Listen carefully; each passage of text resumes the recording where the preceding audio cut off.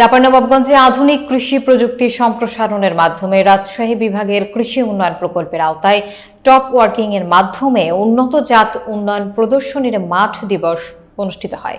সেতার রহমানের প্রতিবেদনে থাকছে বিস্তারিত। শিবগঞ্জ উপজেলা কৃষি কর্মকর্তা মোহাম্মদ নয়ন আলীর সভাপতিত্বে ৭ এপ্রিল সকালে কানসাটের মোহনবাগে মাঠ দিবসে কৃষি সম্প্রসারণ অধিদপ্তরের রাজশাহী অঞ্চলের অতিরিক্ত পরিচালক ডক্টর আজিজুর রহমান প্রধান অতিথি হিসেবে উপস্থিত ছিলেন।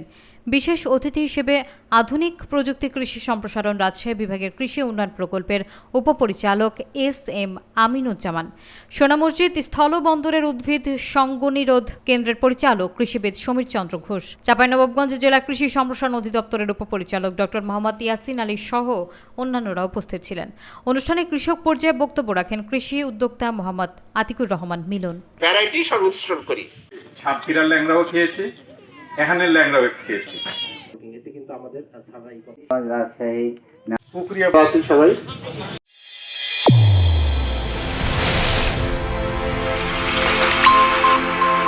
চ্যানেল A1 হৃদয়ের স্পন্দন।